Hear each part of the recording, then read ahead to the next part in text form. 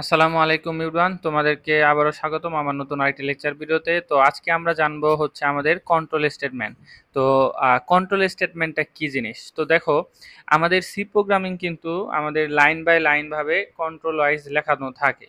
তো কোনো কারণে যদি আমাদের কোনো কন্ডিশন বারবার চেক করার প্রয়োজন হয়, তখন কিন্তু আমাদের এই কন্ট্রোল স্টেটমেন্ট টাইপের কিছু লাগতে পারে। ধরো, তোমাকে ৩-৪টা কেস দিল যে যদি এইটা হয়, এই কন্ডিশন হয় তাহলে এইটা, এরপরে যদি এই কন্ডিশনটা না হয়, সাপোজ ধরো তোমাকে হচ্ছে আমি একেই বোঝাই। তো এই জায়গায় ধরো তোমাকে আমি ৪টা কন্ডিশন দিলাম কন্ডিশন দিলাম। তো এই ৪টা কন্ডিশনে তোমার তুমি কি করবা? তুমি ৪টা কন্ডিশন তোমার চেক করতে হবে না? এই একটা কন্ডিশন, ধরো এই ২ number condition, ৩ number condition, ৪ number condition. তো এগুলা তুমি কিভাবে লিখবা? ঠিক আছে? এরপরে ধরো তুমি একটা লুপ তৈরি করবা। লুপ জিনিসটা কি? ধরো তোমাকে হচ্ছে আমি যে ১ থেকে ১০০ পর্যন্ত কিংবা ধরো ৫ পর্যন্ত দিলাম যে এর ভিতরে যে সংখ্যাগুলো আছে ওগুলা যোগ করো। তো তুমি হচ্ছে গিয়া এভাবে যোগ করতে পারো ১ যোগ ২ যোগ ৩ যোগ ৪ যোগ ৫ এভাবে যোগ করতে পারো। তাহলে কি তোমার শুরু হবে ১ থেকে, শেষ হবে ৫ থেকে। এর ভিতরে যা আছে তুমি যোগ করবা। এখন তো তুমি চাইলে শুধু একটা ভেরিয়েবল নিয়ে ওটার ভিতরে ১, ২, ৩, ৪ যোগ করে ওটা বসিয়ে দিতে পারো। কিন্তু এই সংখ্যাটা যদি ১ থেকে শুরু হয়ে তোমার ১০০, ২০০, ৩০০, ৪০০ হয়, তখন কি তোমার পক্ষে এইভাবে ২, ৩, ৪ এভাবে টাইপ করা প্রয়োজন? মানে সময় লাগবে অনেক বেশি অবশ্যই। তো এই কাজগুলো করার জন্য আমাদের একটা লুপের প্রয়োজন হয়। তো ওগুলাও আমরা পড়বো। ঠিক আছে? তারপরে জাম্প স্টেটমেন্ট পড়বো। ধরো তোমার হচ্ছে একটা কন্ডিশন দিয়ে দিছি যে তুমি ১ থেকে ২ পর্যন্ত প্রিন্ট করবা। ১ এবং ২ প্রিন্ট করবা। এরপরে আমাদের ৩ যেটা ছিল ওইটা স্কিপ করে যাবা এবং ৪ থেকে আবার শুরু করবা। ঠিক আছে?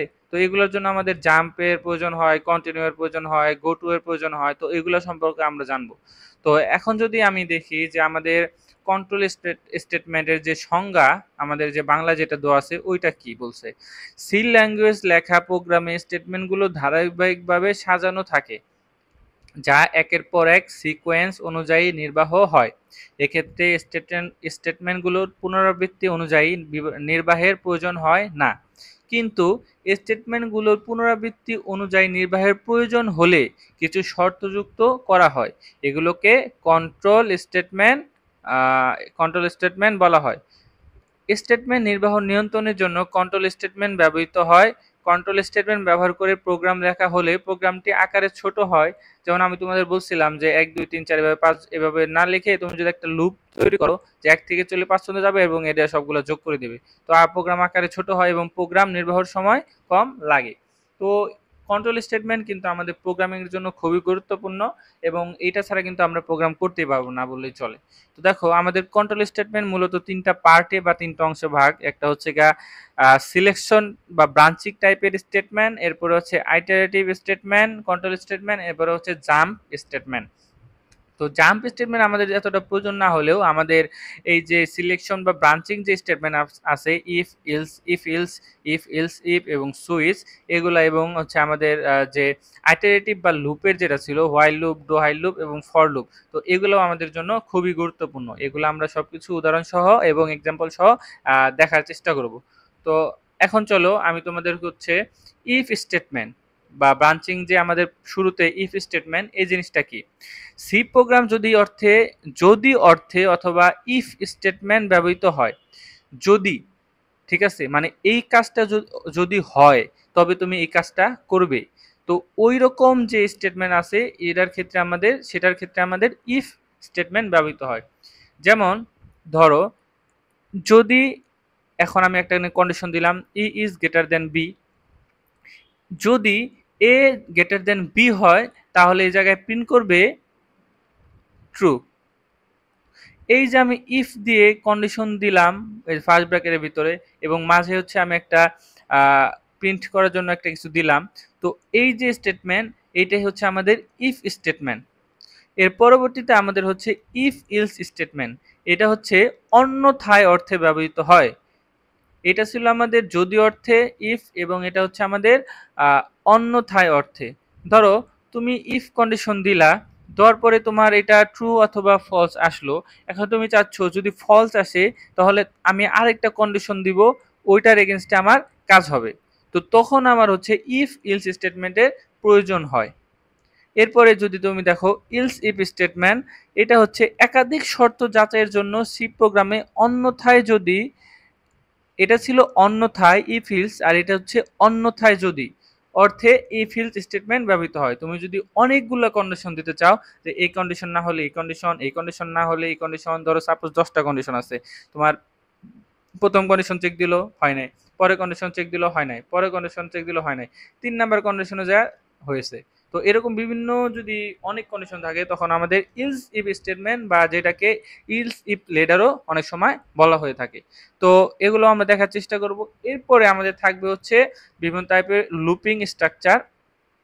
তো আমি যদি দেখার চেষ্টা করি যে লুপিং স্ট্রাকচার, যে while loop, do Hail loop, তারপর হচ্ছে গিয়া কন্টিনিউ, গো টু, এগুলো হচ্ছে আমাদের লুপিং স্ট্রাকচার বা লুপ তৈরির ক্ষেত্রে, একটা কাজ বারবার করার ক্ষেত্রে আমাদের লুপ তৈরি করতে হয়। এর ভিতরে আমাদের হচ্ছে গিয়া ফর লুপ স্টেটমেন্ট রয়েছে। তো এগুলো আমরা একটু পরে দেখি। তো আপাতত চলো আমরা যে আমাদের ইফ ইলস ইফ যে স্টেটমেন্টগুলো ছিল ওগুলা নিয়ে আমরা একটা এক্সাম্পল দেখার চেষ্টা করি। তো আমি যদি কোড ব্লকসে চলে যাই, এখন আমি যদি দেখার চেষ্টা করি যে আমার শুরুতেই প্রোগ্রাম লেখার শুরুতেই আমরা জানি যে সি প্রোগ্রামে আমার hash include dot stdio dot h দিতে হয়। তো এবং আমাদের ইন্ট মেইন ফাংশনের ভিতরে সব কাজগুলো করতে হয় সেকেন্ড ব্র্যাকেটের ভিতরে। তো এখন দেখো আমি এই জায়গায় ইন্ট এবং নাম্বার নামে একটা ভেরিয়েবল নিয়ে নিয়েছি। এটা টাইপ হচ্ছে ইন্টিজার টাইপের, তার মানে আমি এই নাম্বারে একটি ইন্টিজার টাইপের ডাটা টাইপ মানে ভ্যালু রাখবো। তো আমি এই জায়গায় প্রিন্টএফ দিয়ে ইন্টারে নাম্বার, এটা হচ্ছে আমি আমার যে ইউজার উনি ডাটাটা আমাকে দেবে এই প্রোগ্রামে, তো এর জন্য আমি মানে ওনাকে বোঝানোর জন্য আমি এই জায়গায় ওনাকে একটা মেসেজ শো করলাম যে ইন্টারে নাম্বার, আপনি একটা নাম্বার দিন। এরপরে উনি কি করলো, স্ক্যান এফ আমরা পড়েছিলাম যে স্ক্যান এফ যে ফাংশনটা আছে এইটার মাধ্যমে আমরা ইউজার থেকে ডাটা ইনপুট হিসেবে নিতে পারি। তো এর জন্য আমাদেরকে পার্সেন্টেজ ডি কোটেশনের ভিতরে, এরপরে কমা, তারপরে $, এরপরে আমাদের যে ভেরিয়েবলের ভিতরে আমি হচ্ছে আমার ডাটাটা রাখতে চাই ওই ভেরিয়েবলের নাম দিতে হয়। তো এরপরে সেমিকোলন দিয়ে আমার স্ক্যান এফটা নিয়ে যায়। তার মানে আমি মেসেজ শো করলাম, ইউজার থেকে ইনপুটটা নিয়ে নাম্বারের ভিতরে ভেরিয়েবলের ভিতরে রেখে দিলাম। তো এরপরে আমি যদি সিম্পল যে ইফ কন্ডিশনটা স্টেটমেন্টটা ছিল ওইটা যদি আমি দেখার চেষ্টা করি তাহলে এই জায়গায় দেখো কি হবে। এখন এই জায়গায় দেখো আমি ইফ দিলাম, এরপরে আমার যে ফার্স্ট ব্র্যাকেট এটার ভিতরে আমাদের দিতে হবে কন্ডিশন, এরপরে সেকেন্ড ব্র্যাকেটের ভিতরে আমি কি এভ্যালুয়েশন করতে চাই, মানে কি কোনটা কাজটা আমরা করতে চাই, যে এই কন্ডিশনের এগেইনস্টে কি কাজটা হবে ওইটা করার যে কন্ডিশনটা ওইটা আমরা এই জায়গায় দিব। ঠিক আছে। তো এই জায়গায় আমি প্রিন্টএফ ফাংশন লিখেছি যে এটা যদি হয় ট্রু হয় তাহলে এই কাজটা করবে। তো দেখো ইফ দিলাম, এরপর আমার যে ফার্স্ট ব্র্যাকেটের ভিতর কন্ডিশন দিতে হবে নাম্বার ইজ গ্রেটার দেন 0। আমি তো ইউজারের কাছ থেকে একটা নাম্বারের ভিতর একটা ইন্টিজার টাইপের ভ্যালু লিখেছি, ওই ভ্যালুটা যদি গ্রেটার দেন 0 হয় তাহলে এই জায়গায় প্রিন্ট করবে কি, print the number is positive. যদি পজিটিভ টাইপের হয়, 0 থেকে বড় হলে অবশ্যই তো পজিটিভ টাইপের, তো এর জন্য এটা হচ্ছে ইফ স্টেটমেন্ট পজিটিভ। তো এটা হচ্ছে আমাদের ইফ স্টেটমেন্টের সিম্পল ইফ স্টেটমেন্ট গেল। এরপরে আমাদের একটা আছে, এটা হচ্ছে ইফ এলস স্টেটমেন্ট, যেটাকে বলে অন্যথায় অর্থে। If number percentage 2 is equal to 0 হয়, আমরা যদি নাম্বার পার্সেন্টেজ 2 কে মডিউল করি এবং করার পরে যদি এটা 0 সমান হয় তাহলে আমাদের নাম্বার ইজ ইভেন। যদি 2 দিয়ে যদি করি এরপরে যদি 0 আসে তাহলে ওটা হবে আমাদের ইভেন নাম্বার। এবং যদি আমি ইলস বা আমি যদি অন্যথায় ইলস আরেকটা কন্ডিশন, মানে যদি এটা না হয়, যদি ফার্স্ট কন্ডিশনটা যদি না হয় ফেল করে তাহলে ইলস আমার এটা প্রিন্ট হবে। তো এইটা হচ্ছে আমাদের ইফ ইলস যে স্টেটমেন্ট ছিল এটার কাজ। এরপর আমার ছিল একটা নেস্টেড ইফ ইলস বা নেস্টেড ইফ। তো এটা হচ্ছে আমাদের ইফ কন্ডিশনের ভিতরে আমাদের আরেকটা ইফ। তো দেখো if number is greater than 0 তাহলে হবে ইফ নাম্বার ইকুয়াল টু 0। নাম্বারটা যদি গ্রেটার দেন ইকুয়াল টু 0 হয় তাহলে আমাদের এই যে ইফ যে ফাংশনটা ছিল, এই যে ফাংশনটা আমাদের যে ইফ ফাংশনটা এইটা মূলত আমাদের এই যে কন্ডিশনের পরে আমাদের কোথা থেকে শুরু হবে, এই যে 0, এই যে দেখো এই যে আমাদের সেকেন্ড ব্র্যাকেট এটার ভিতরে আরেকটা ইফ আছে, দেখতে পাচ্ছ? তো এই যে ইফ, তো একটার ভিতরে ইফ থাকলে একটা ইফ স্টেটমেন্টের ভিতরে আমাদের আরেকটা ইফ স্টেটমেন্ট, তো এইটাকে বলা হয় নেস্টেড ইফ। তো দেখো এই জায়গায় আমাদের একটা কন্ডিশন দিয়েছে এবং পরবর্তীতে আমরা এই ইফ দিয়ে ভিতরে আবার আরেকটা কন্ডিশন দিয়েছি। এটা যদি গ্রেটার দেন ইকুয়াল টু 0 হয়, if number is greater than 0, তাহলে আমাদের প্রিন্ট হবে 0। এবং যদি নাম্বার ইজ 0 থেকে বড় হয় এবং আমরা কি করব, পজিটিভ প্রিন্ট করে দেব।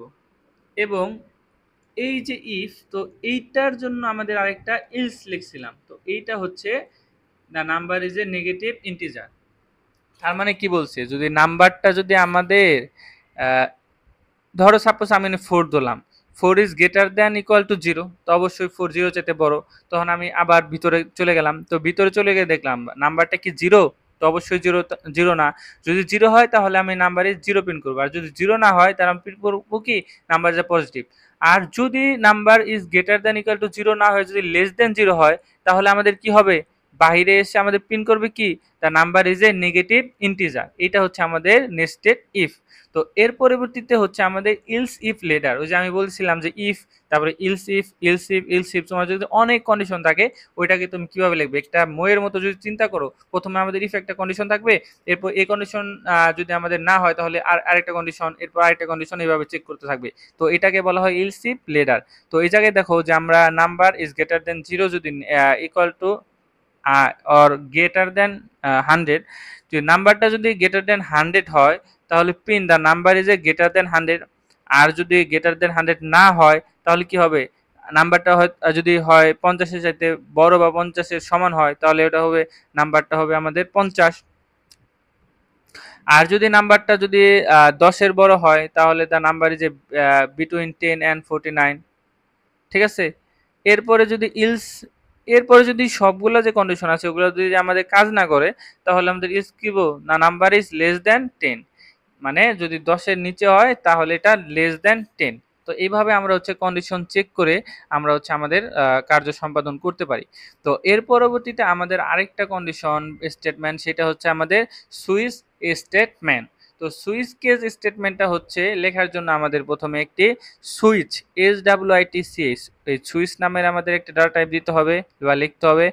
এরপর আমাদের ফার্স্ট ব্র্যাকেটের ভিতরে আমরা যে নাম্বারটা ইউজারের কাছ থেকে ইনপুট নিছি ওই নাম্বারটা দিতে হবে, এবং সেকেন্ড ব্র্যাকেট দিয়ে আমাদের স্টেটমেন্টের কেস স্টেটমেন্ট কাজ শুরু করে দিতে হবে।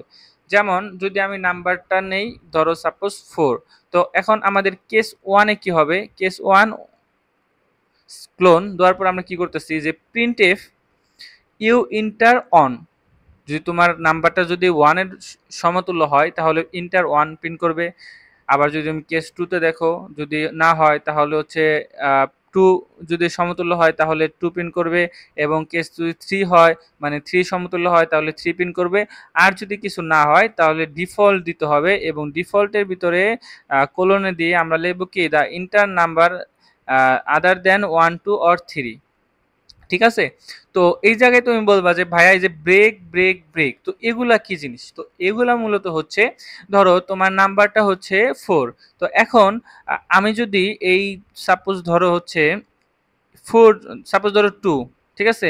তো নাম্বারটা যদি 2 হয় তাহলে তো আমার হচ্ছে গিয়া এই যে কেস 2, এই জায়গায় তো আমি পিন করে দিতেছি, তো পরবর্তীতে তো আমার আর দেখার প্রয়োজন নাই যে নাম্বারটা 3 কিনা 4 নাকি কোনো কিছুই না। তো ওই ওই কেসটার জন্য আমরা জায়গায় ব্রেক দিব। যদি আমার এই কন্ডিশনটা কেস 1 এর সাথে মিলে যায় তাহলে এই জায়গায় এটা প্রিন্ট করে ব্রেক হয়ে যাবে, তো আমার কেস 2 কেস 3 আর ডিফল্টগুলো চেক করবে না। তো এগুলো চেক না করার মাধ্যমে আমাদের প্রোগ্রামটা আরো কম্প্যাক্ট হয় এবং আমাদের এক্সিকিউশন টাইমটা অনেক কম লাগে। তো এইভাবে হচ্ছে আমরা সুইচ কেসটাও লিখতে পারি। তো এখন আমি যদি রান করি আমার প্রোগ্রামটা, কম্পাইল করে রান করি, তাহলে আমরা দেখতে পাবো যে আমাদের ইন্টারে নাম্বার নিতে বলছে, তো আমি অবশ্যই নাম্বারটা নেই, আমরা 5 দিয়ে দিলাম। তো 5 দেওয়ার পরে দেখো আমাদের যে দ্য নাম্বার ইজ পজিটিভ, হ্যাঁ অবশ্যই the number is positive, the number is odd, হ্যাঁ ওই যে আমরা হচ্ছে ইফ ইলস লেটার দিয়ে যেটা দেখেছিলাম, the number is a positive integer, এরপর the number is a less than 10, হ্যাঁ এরপর ইউ ইন্টারের নাম্বার আদার দ্যান 1 2 অর 3। তো এই হচ্ছে আমাদের যে ইফ ইলস ইফ ছিল এগুলার জিনিসপাতি। তো এর পরবর্তীতে আমরা দেখার চেষ্টা করব আমাদের যে আরেকটা অপশন ছিল সেটা হচ্ছে আইটারেটিভ স্টেটমেন্ট। তো এর পরবর্তী লেকচার ভিডিওগুলোতে আমি আইটারেটিভ স্টেটমেন্ট তোমাদেরকে বোঝানোর চেষ্টা করব। তো আজকে এই পর্যন্তই। সবাইকে অনেক অনেক ধন্যবাদ।